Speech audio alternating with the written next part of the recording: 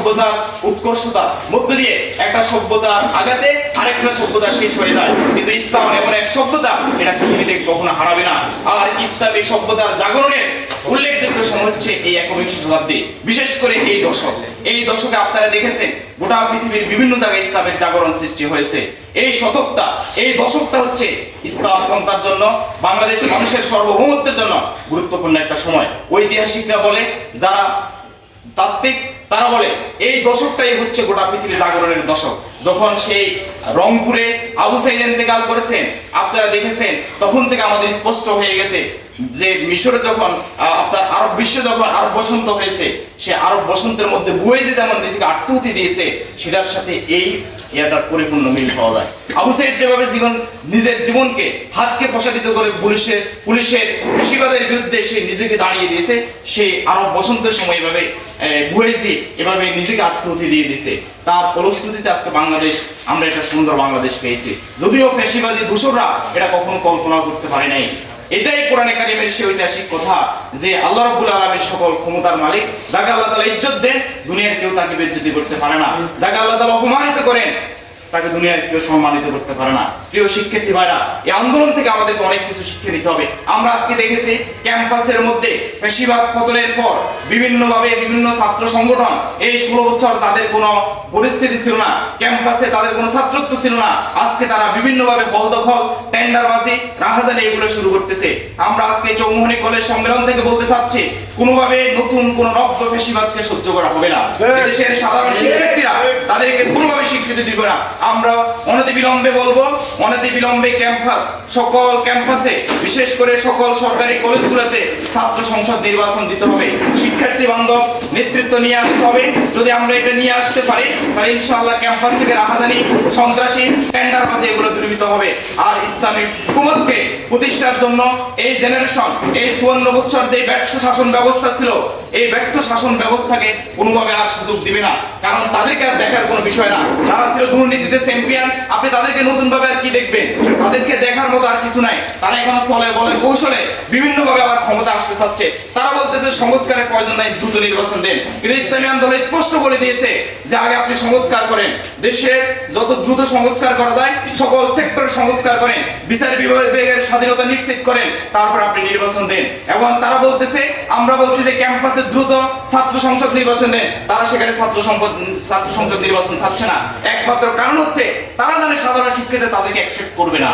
কিন্তু আমরা বলে দিতে চাচ্ছি অনতিবিলম্বে ছাত্র সংসদ নির্বাচন দিতে হবে।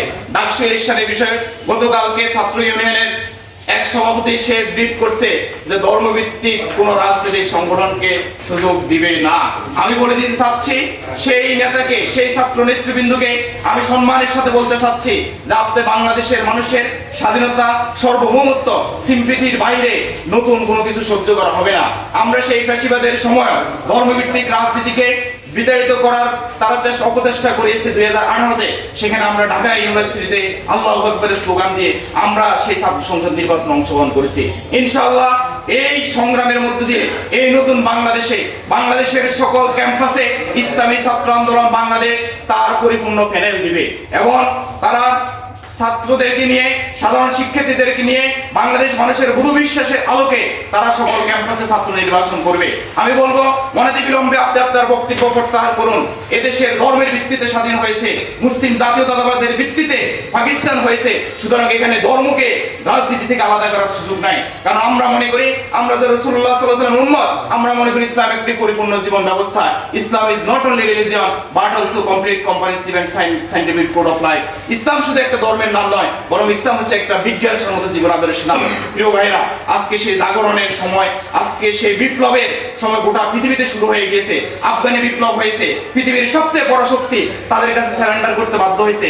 আমি যেহেতু ইকোনমিক্সের ছাত্র, আমি জানি সে জিডিপির অতি দ্রুত IMF এর রিপোর্ট অনুযায়ী গোটা পৃথিবীতে এত অল্প সময় প্রবৃদ্ধি হয় না যেটা আফগানে হয়েছে। এটা একমাত্র কারণ হচ্ছে কোরআন এবং সুন্নাহর নীতি বাস্তবায়ন করার কারণে। আপনারা কি বাংলাদেশে কোরআন এবং সুন্নাহর নীতি প্রতিষ্ঠা করতে চান? ইনশাআল্লাহ। আমরা রাসূলুল্লাহ সাল্লাল্লাহু আলাইহি ওয়াসাল্লামের উম্মত, আমরা চাই বাংলাদেশে 54 বছরে যে নীতি এবং আদর্শ দিয়ে রাষ্ট্র পরিচালনা হয়েছে এটা ব্যর্থ নীতি। এটা এজন্য ইসলামী আন্দোলনের প্রয়াত আমির মরহুম শেখ ফজলুল করিম রাহিমাহুল্লাহ বলে গেছেন যে শুধুমাত্র নেতার পরিবর্তনের কারণে এই জাতির ভাগ্যের পরিবর্তন হবে না, শুধু নেতার পরিবর্তন না, নীতিরও পরিবর্তন চাই। পীর সাহেব চরমনাই আজকে নীতির পরিবর্তন সময়ের অপরিহার্য দাবি। প্রিয় শিক্ষার্থী ভাইরা, আজকে এই বাংলাদেশ বিনির্মাণের ক্ষেত্রে বিশেষ করে আমাদের মতো তরুণ ছাত্ররা, ইয়াং জেনারেশনদের অবদান ছিল। বাংলাদেশে অনেক রাজনৈতিক দল অনেক বড় বড় কথা বলেছে, আমরা দেখেছি তাদের আন্দোলন, তাদের সংগ্রামের কথা। একমাত্র শিক্ষার্থীরা সকল কিছুকে বাদ দিয়ে রাজপথ যখন এগিয়ে আসছে তখন এই বাংলাদেশ স্বাধীন হয়েছে। এই স্বাধীনতার সার্বভৌমত্বকে রক্ষার জন্য আমাদের পরিপূর্ণ বিপ্লব কিন্তু এখনো হয় নাই। পরিপূর্ণ বিপ্লব আমাদের তখনই হবে যখন এই বাংলাদেশের মধ্যে ইনসাফ ভিত্তিক কল্যাণ রাষ্ট্র প্রতিষ্ঠা হবে। আর ইনসাফ ভিত্তিক কল্যাণ রাষ্ট্র প্রতিষ্ঠা করতে হলে সেই 1350 বছর পর্যন্ত ইসলাম যে নীতি এবং আদর্শ দিয়ে গোটা পৃথিবীকে নেতৃত্ব দিয়েছে, যেটার পতন হয়েছে 1924-এর 3 মার্চ উসমানী খেলাফতের পতনের মধ্য দিয়ে, আজকে সেই জাগরণ সৃষ্টি হয়ে গেছে।